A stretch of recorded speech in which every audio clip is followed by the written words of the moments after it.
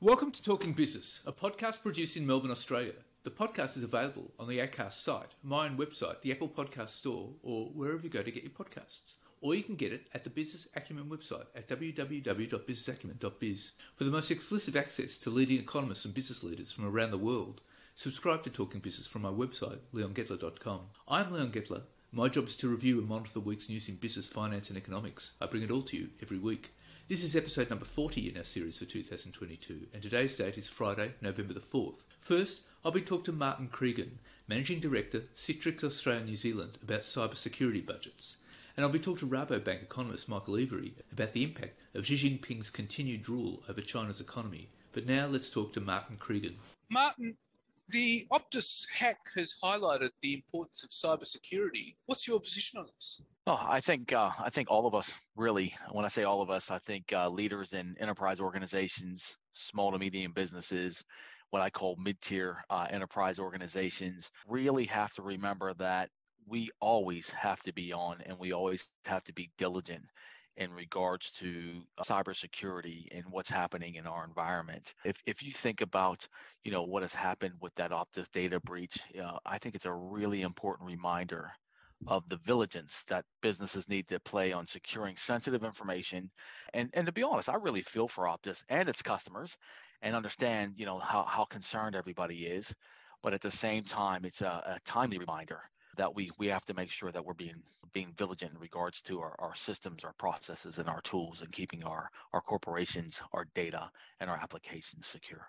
I was actually going through this the other day when I was going through my Foxtel account, and I realised that, my God, this company's getting so much data on me, and this is scary. And it got me thinking that maybe this Optus hack is just the tip of the iceberg. Well, I think two things really from my perspective on this. Number one is I do think that the vigilance or the awareness of what can happen and the seriousness of, I should say, of these breaches really come to the fore when we see something that's happened like Optus. But almost every company that we deal with, or every interaction that we have, whether it's our health insurance companies, or whether it's our car insurance companies, or whether it's us doing some online shopping and we're entering our details online and buying something online from Amazon or one of the other large retailers, every single time we take that action, we are exposing ourselves to a potential threat. And I think that's why, I think there's two aspects to making sure that we consistently are putting ourselves in the best position to be protected. And I think the first action is for, the corporations, the companies that have the online retailing shops, as well as yourself, to make sure you have the tools or the tech to protect yourself. But I think the other really big factor that a lot of folks, a lot of enterprises, a lot of companies and corporations forget is the education factor. Here at Citrix, as an example, we are consistently sending out reminders and education and training videos, etc., on phishing or on cybersecurity and safe practices and tips to be safe. And the reason why we're doing that is, Leon, our world, our tech world, our work world, and even our personal world is getting more and more complex. And so we're using these things called mobile phones that have, more computing power than the first space shuttle. We're using computers on a day-to-day basis. We're connecting to different systems, various different organizations. We're working now from multiple places. So people are enjoying hybrid or remote work, and they're working from home, or they're working from the cafe down the road, or they're working in the office.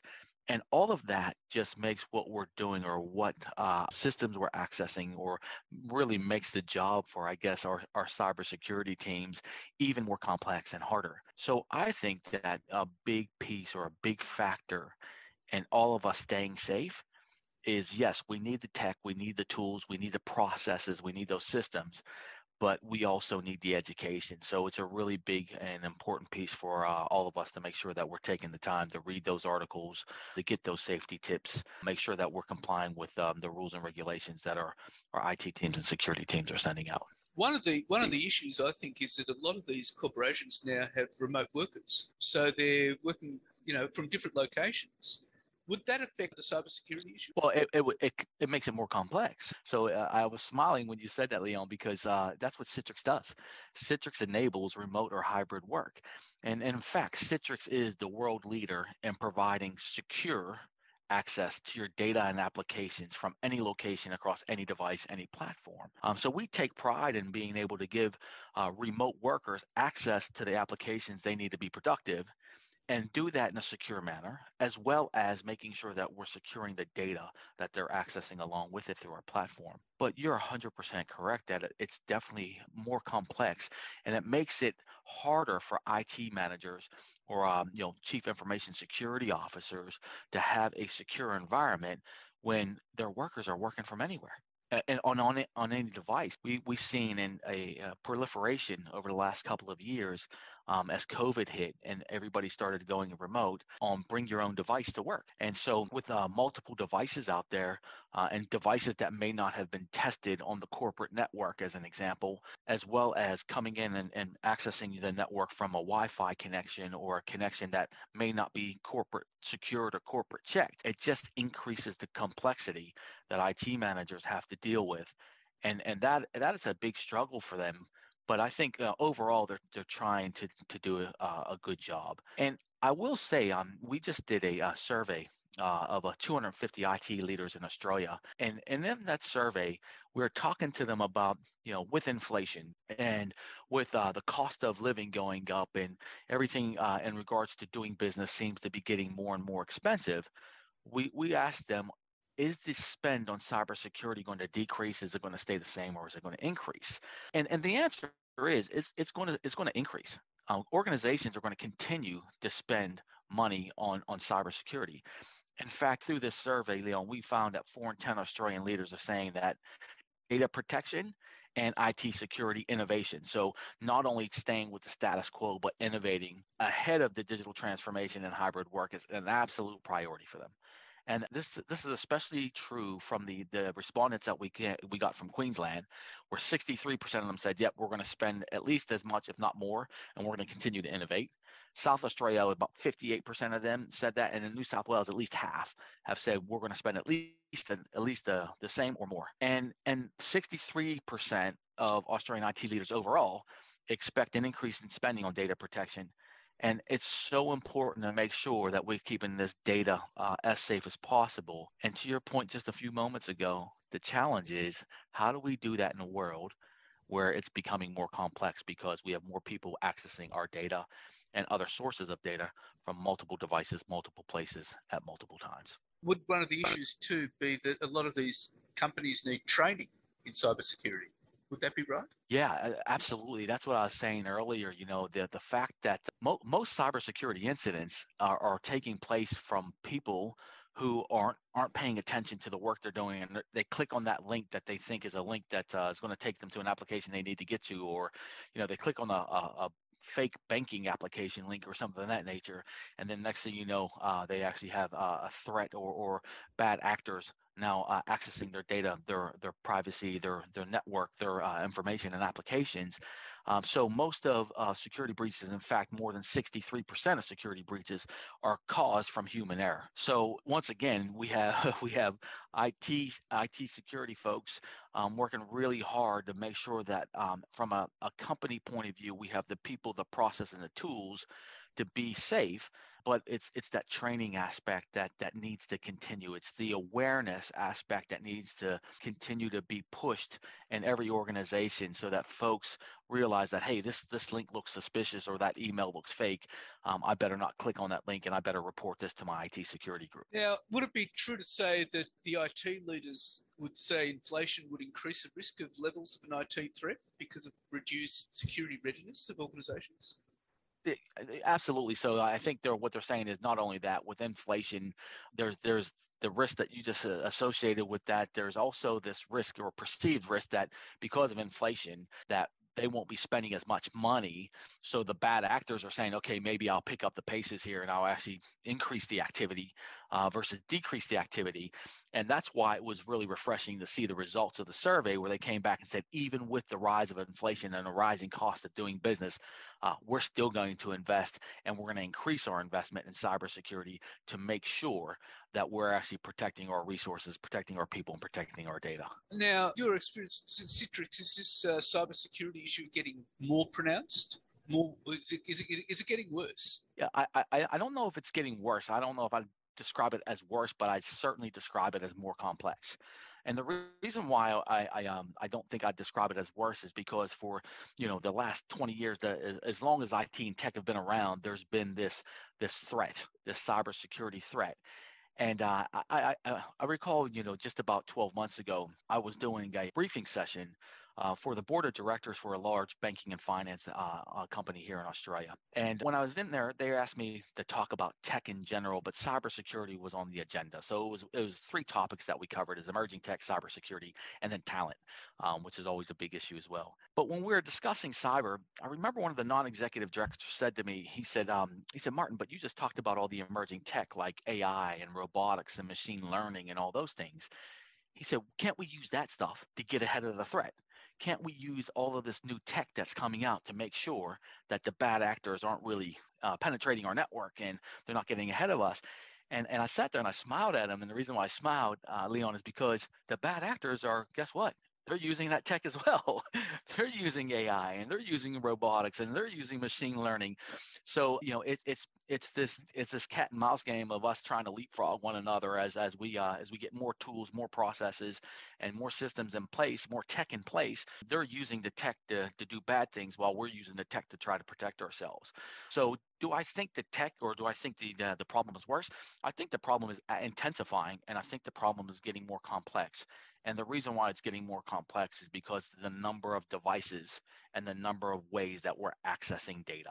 So it's just more complex because of the sheer volume of things that we have to protect. Well, Martin, that's all quite illuminating. Thank you very much for your time. I really appreciate it, Leon. Take care. And now let's talk to Rabobank economist Michael Every.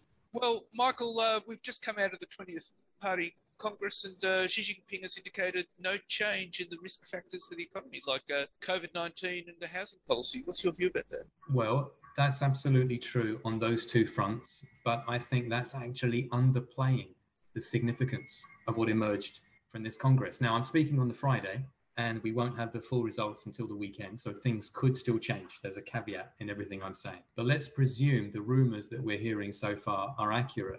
What he said about COVID is important. What he said about housing is important. The key issue is who gets appointed to all the key roles going forward. Now, we know Xi obviously gets a third term. That in itself is already unprecedented until recently. But the people who he's promoting are either complete backers of his vision or hardcore ideologues. And the people who it's being rumored will be stepping down for at least age-related reasons, if no others, are the ones who are regarded as being quote-unquote market-friendly or reformers, quote-unquote. In particular, it's very important that Wang Huning, who is the ideological Tsar of China, a real, genuine, hardcore anti-libertarian or anti-liberal neo-Marxist authoritarian, and a brilliant academic, by the way. He's got very, very, very good, sound, well-argued reasons for this particular stance. He isn't just some guy in a military uniform, North Korea style. He's a genuine academic and intellectual. He's being tipped to run the National People's Congress, which is an enormously important position. So we have to wait and see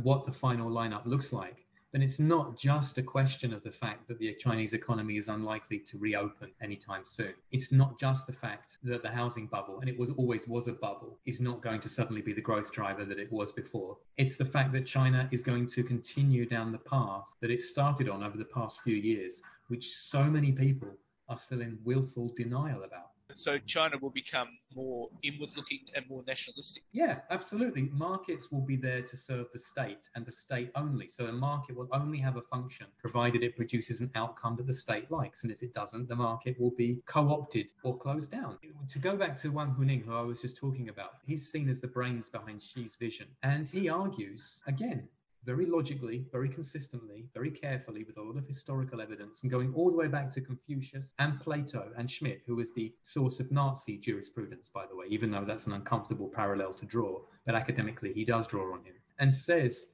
that liberalism, as we see in the West, and market forces, as we see in the West, will bring down the CCP. And he's not wrong. That's what happened to the Soviet Union. That's what happened to Soviet communism. You start to try and reform it. Markets always want more. They always want less regulation. They always want everything rolled back. And the presumption openly was from the Western side from day one that market forces would see a political change in China. We were never shy about saying that. And he's absolutely correct in saying if we go down that path, logically, inexorably, that's where we lead. So that will not happen now. Everything will happen on Chinese terms and on the CCP's terms. And if that means markets don't operate the way that we think they should, tough. If that means markets are closed down, tough. But we have to accept that. So it will be more closed, more, from our perspective, authoritarian, more nationalistic, more Marxist. All of these things. And again, I'm not an isolated figure saying this. Kevin Rudd, who was far more warmly disposed towards China for a long time, having made the intellectual effort to learn Chinese, that tends to make you want to see the best in a country that you've put that effort into.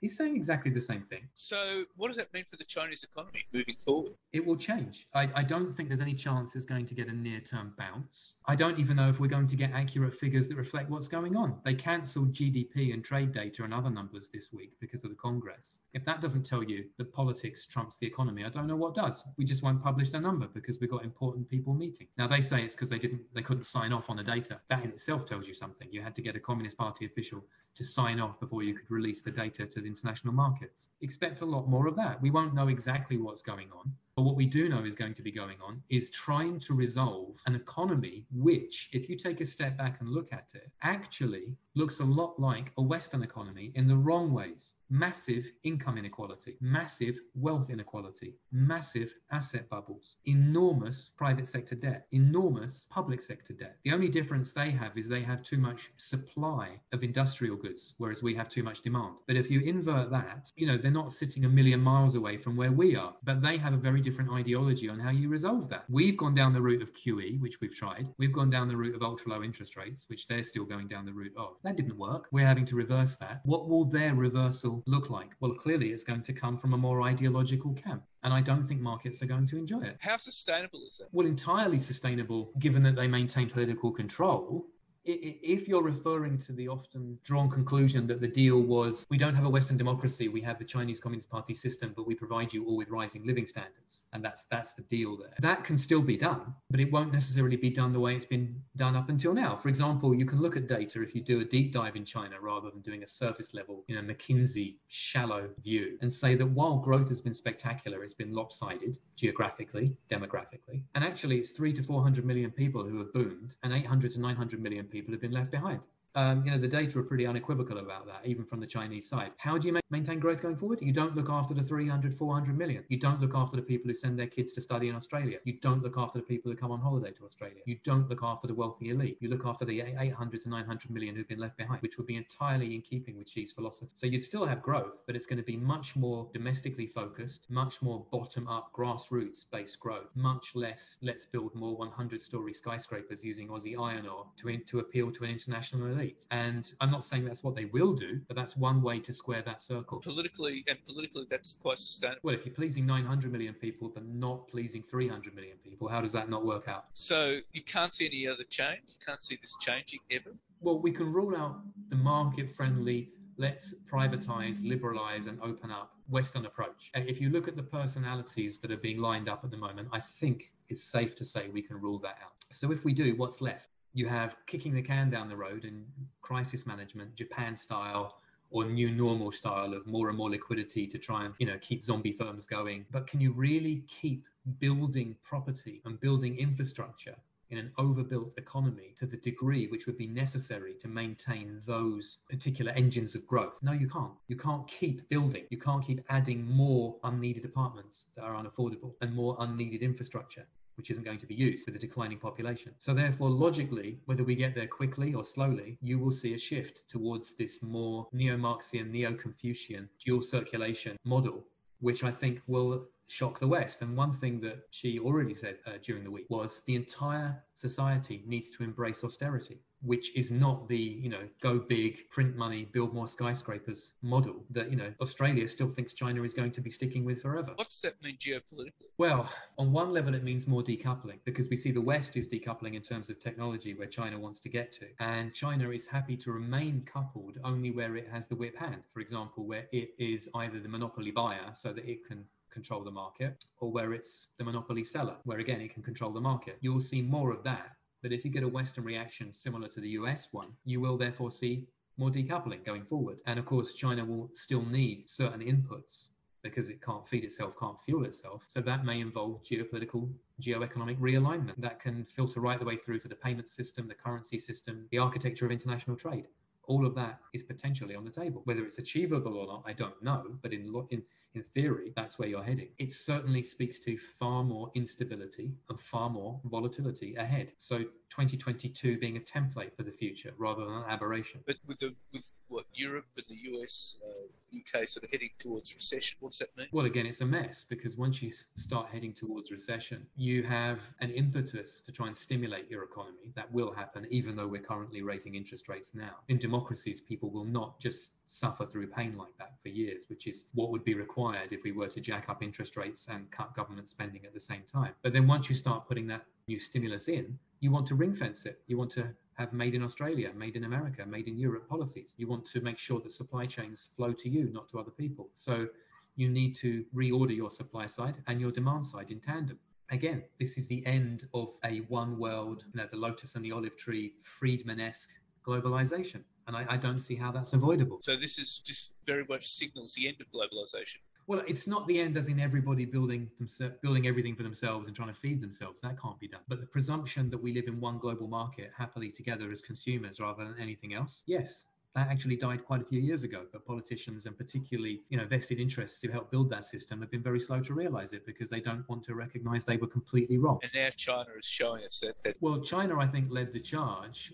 But other powers have been doing similar things. The US is openly talking about, containing China on the technological side. The Chinese economy, I think, will never overtake the US, and that was always going to be a US goal. Anyway, Trump said that. Biden hasn't, but his actions speak louder than words. Europe is incredibly slow on the uptake. The UK is ripping itself apart and doesn't know where it's going. But ultimately, all of them will have to recognize this same reality and respond to it. And of course, that includes Australia. And if you want one of the big pieces of news from this week in Australia, it wasn't anything the RBA said or did. It was the Australians and the Japanese saying they're going to be doing joint military exercises together and integrating their army. That speaks to a global economic and geopolitical realignment on the very deepest level. Well, Michael, that's all quite illuminating. Thank you very much for your time. You're welcome. So what's happening in the news? Well, now that he owns Twitter, Elon Musk has given employees their first ultimatum. Meet his deadline to introduce paid verification on Twitter or pack up and leave. The directive is to change Twitter Blue, the company's optional US $4.99 subscription, unlocks additional features into a more expensive subscription that also verifies users. Twitter is currently planning to charge US $20 for the new Twitter Blue subscription. Under the current plan, verified users would have 90 days to subscribe or lose their blue checkmark. Employees working on the project were told on Sunday that they need to meet a deadline of November the 7th to launch the feature or they'll be fired. With the help of Tesla engineers, he has brought into Twitter as advisors. He's planning mass layoffs aimed at middle managers and engineers who haven't recently contributed to the code base. Those cuts are expected to begin this week, with managers already creating lists of employees to cut. And a startling new jump in consumer prices in Europe signals that inflation has more stubbornly burrowed its way across the continent, despite slowing growth complicating policymakers' efforts to steer economies through a difficult winter and possible recession. Consumer prices in the 19 countries that use the euro as their currency rose at a record annual rate of 10.7% in October, the European Commission reported on Monday. In September, the rate was 9.9%. 12 months ago, it was 4.1%. More than half of the Eurozone countries recorded double-digit inflation rates in the year through October, including Germany, 11.6%, the Netherlands, 16.8%, Italy, 12.8%, and Slovakia, 14.55%. In the Baltic countries, rates spilled past 21%. France showed the slowest rate of 7.1%. And the Reserve Bank of Australia has increased the cash rate target by 25 basis points to 2.85%. That's from a record low of 0.1% in May this year. It marks the seventh consecutive rate hike this year and returns the cash rate to its highest level since April 2013. RBA Governor Philip Lowe revealed the bank now expected inflation to peak around 8%, above the 7.75% tipped in last week's federal budget, and more interest rate rises would be needed to stymie price rises. The RBA also cut its GDP growth forecast for 2023-24 to 1.5%. And ANZ Roy Morgan consumer confidence fell 1.2 points to 79.9 this week. Consumer confidence has now dropped 5 straight weeks, the longest series of declines over 2 years since August 2020, and is now below the 2022 weekly average of 89.8.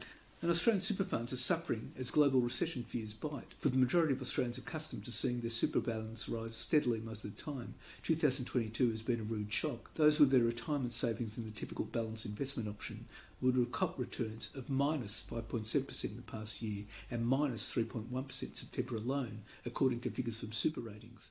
Funds have been hit by a double whammy of tumbling share markets and a poor performance in bond markets, bucking the historical pattern in which bonds have tended to perform better when equities are struggling.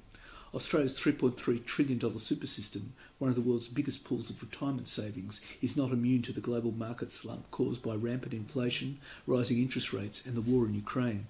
And after 6 months of sliding prices, it looks like the worst of the house price declines may be yet to come. Figures from analysts at CoreLogic suggest the price pattern over the year remains mixed, but on a quarterly basis it is clear that declines are kicking in most sharply in the larger capitals. Meanwhile, the black spot in the national market has moved to Brisbane, where house prices are now falling faster than Sydney, which had led the way in the recent months. Brisbane prices fell 5.4% over the past 3 months, Sydney fell 5.3% and Melbourne 3.1%. And forcing down gas prices through government intervention of a cap will be more effective in sending consumers cheques to help them cope with high energy costs. Treasurer Jim Chalmers said as he opened the door to imposing a domestic price cap on gas. Dr. Chalmers' preparedness to embrace direct intervention, which was likened by Santos boss Kevin Gallagher to the antics of the Argentinian government, came as political pressure over energy prices following last week's budget, which forecast massive energy rises. The budget forecast electricity prices for this financial year would increase by 20% and by 30% next year for a total of 56%. Gas prices were forecast to rise 20% for this year and 20% against next year.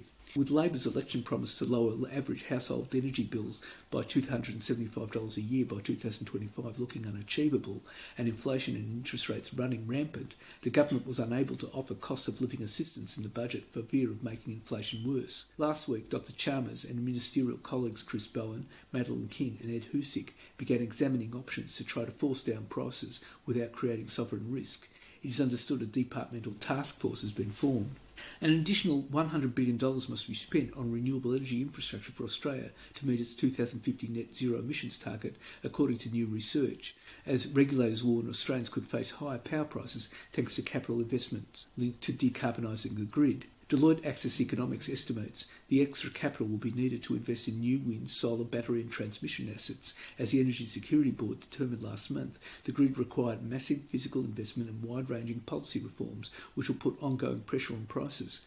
This comes after last Tuesday's federal budget papers predicted electricity prices would rise 20% in late 2022 and to 30% in 2023-24, but Deloitte says it could be a lot worse if Australia fails to invest in a clean energy power grid. Gas prices, which are a key determinant for wholesale electricity prices, are also predicted to rise by more than 40% over the next 2 years, thanks to Russia's invasion of Ukraine having sent gas prices skyrocket. The price Australia is paying for a disorderly transition is now becoming evident, Deloitte Access Economics said. Federal Energy and Climate Change Minister Chris Bowen vowed all options would be considered to intervene in the market to lower power prices. And a Qantas pilot who advocated for gender equality at the airline is now suing the company, alleging she's been sexually harassed and discriminated against. Davida Forshaw, who's been with Qantas for 23 years and still serves as a first officer, alleges that she was sexually harassed by some of her male colleagues during her career in a claim statement she filed in federal court on Wednesday. In the court documents, Ms. Forshaw alleges she was told to dye her hair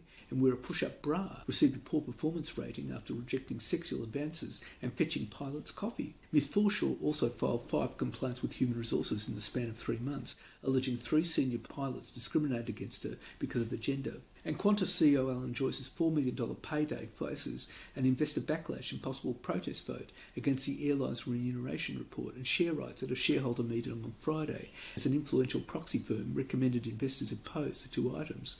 ISS, one of the 3 major proxy firms, said while it approved the CEO's participation in a long-term bonus scheme, it recommended shareholders vote against his involvement in a shorter-term executive retention scheme, as the performance targets set may not have been sufficiently challenging. The executive retention scheme was detailed in February following earlier commitments to offer non-executive staff 1,000 share rights in a bid to stop them leaving the airline to take up other jobs. Mr. Joyce's entitlement under the program is some 698,000 shares, worth about $4 million at the stock's last closing price. Among the targets in the scheme were keeping the group's net debt below a target level, cutting $1 billion of costs from the business by next June, and returning the airline to profitability by the 2023 financial year. ISS not only queried the size of the reward relative to the broader market, but also accused Qantas of giving investors a false choice on the matter. The CEO's remuneration is set well above the market median and has been identified as a high concern for misalignment of pay with underlying company performance over the past 3 years, ISS said. Earlier this month, the airline said it would post a $1.3 billion underlying pre-tax profit in the half year to December as a boom in travel demand lifted it from pandemic-induced nadir earlier than expected. The recovery has not come without its troubles, though, with persistent reliability troubles hounding Qantas and its competitors for much of the year. The industry is, however, slowly improving to pre-pandemic service levels, with the latest government data showing 67% of domestic flights departed on time, with 3.4% of flights cancelled in September. Yet Qantas' budget carrier, Jetstar, was unable to keep up, as engineering woes forced it to cancel 1 in every 10 flights that month, with just 57.5% of services departing on time. And the prospect of industry-wide strikes and small businesses being dragged into multi-employer bargaining against their will are chief among the concerns of the independents, who are demanding the government delay the passage of its industrial relations legislation and subject it to greater scrutiny. In turn, the government, while indicating a willingness to negotiate, said the Senate crossbench risks perpetuating low wages growth by insisting on delaying passage of the bill beyond the preferred deadline of December the 1st until at least February next year. There were suggestions from the crossbench that Prime Minister Anthony Albanese become involved in negotiations to help to break the rapidly looming impasse. The Prime Minister had not spoken with key Senator crossbencher David Pocock since July, when there was a row about staff allocations for independents. The government's Secure Work Better Pay Bill, an omnibus of industrial relations changes, was introduced last week and will be subject to a brief parliamentary inquiry, which must report by November the 17th, so the legislation can be passed by December the 1st. The Greens support the bill, but the government also needs a Senate vote of one of either One Nation, the Jackie Lambie Network, or Senator Pocock. One Nation opposes the bill, and on Monday, Senator Lambie echoed the concerns of Senator Pocock that centre around a revamped system of multi-employer bargaining, changed rostering arrangements, and adjustments to enterprise bargaining. Senator Lambie was particularly worried about unintended consequences for small business, many of which were still recovering from COVID-19. The Senate crossbenchers have a growing support of some lower house independents who, although their votes don't count, have indicated they'll bring their guns to bear to try to force a delay. Senator Pocock suggested the government split the bill so it could pass non-contentious elements before Christmas, such as making gender equity an objective of the Fair Work Act, establishing 2 new expert panels for the Fair Work Commission, and banning pay secrecy clauses. Mr Albanese also showed little inclination for delay. And small business retailers, including independent supermarkets like IGA and Spar stores, are unlikely to return to collective agreements under the Albanese government's laws to simplify enterprise bargaining, according to employer groups. While big business has largely welcomed the government's proposed simplification of the so-called better off overall test for enterprise agreements and scrapping of bargaining red tape, some small businesses say the reforms are still too onerous. The concerns cast doubt that the reforms will be enough to kickstart the bargaining system, where agreement coverage has fallen to just 10% of the private sector workforce. Master Grocers Association Chief Executive Joe De Bruyn said the government's Secure Jobs Better Pay Bill did not go far enough to simplify the boot and argued there was no incentive for smaller retailers to enter a deal. IGA, Spar and Foodland stores had hoped for a return to the Keating government's no disadvantage test, where the overall workforce had to be better off than the award minimum rather than for every worker. And 10% of Optus mobile customers have left the company in the wake of its massive data breach, a survey has found, as this nation's second largest telecommunications provider fights to claw back trust from its millions of customers who had their personal data stolen. The annual EFTM mobile phone survey of more than 2,000 telecommunications customers found that 56% of current Optus customers agreed they were considering changing telcos as a direct result of the Optus cyber attack, while 10% had already done so. The survey found market leader Telstra commands a 30% share of the market, a figure that climbed to 45%, including Telstra's mobile virtual network operator brands including Aldi, Boost Mobile and Belong. Optus accounts for 24% of the market, and TPG Vodafone has a 15% share.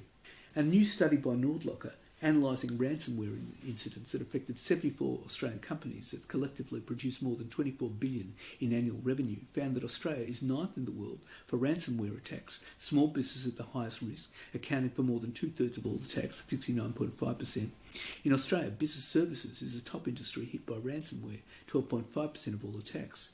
This was followed by the transportation and logistics industry, 9.7%. Lockbit and Conti are the most active ransomware gangs in Australia, responsible for 16.5% and 11.4% of attacks respectively. Also, 4.2% of ransomware attacks target Australia's public sector institutions, and 14.8% of ransomware attacks in Australia target companies with more than $1.48 billion in revenue. And the Victorian government has sensationally stepped in to fill the Australian Diamonds funding void, left when billionaire Gina Rinehart pulled a sponsorship for the national women's netball team. Premier Daniel Andrews said the deal would be worth $15 million over 4 years and the Diamonds would wear the Visit Victoria logo. Hancock Prospecting, which was founded by Ms Rinehart's father Lang Hancock, walked away from their sponsorship agreement with Netball Australia earlier this month after a player objection led by Aboriginal woman and Diamonds player Donnell Wallam. Ms Wallam, supported by her teammates, had expressed concern about over racist statements made by Mr Hancock in 1984. In those comments, Mr Hancock had advocated the sterilisation of Indigenous Australians who failed to assimilate to white Australian society. Mr Andrews said the funding deal was a really big win for the state. Mr Andrews said 5 tests would be played in Melbourne under the deal, as well as the 2023 Super Netball Grand Final. Players and coaches would also be involved in promoting the state under the agreement. Netball Australia Chief Executive Kelly Ryan said the Victorian Government was one of multiple potential sponsors to reach out in the wake of Hancock Prospecting's withdrawal. And that's it for this week. And next week I'll be talking to Andy Cunningham, Senior Regional Director for Australia and New Zealand at Autodesk. We will talk about automating industries like manufacturing and construction. And I'll be talking to KPMG economist Sarah Hunter about the RBA's latest rate hike. In the meantime, you catch me on Facebook, Twitter, Instagram, LinkedIn and YouTube. And if you want, leave a comment. For the most exclusive access to leading economists and business leaders from around the world, subscribe to Talking Business on the Apple Podcast Store or on my website, leongetler.com. Wishing you all a safe and healthy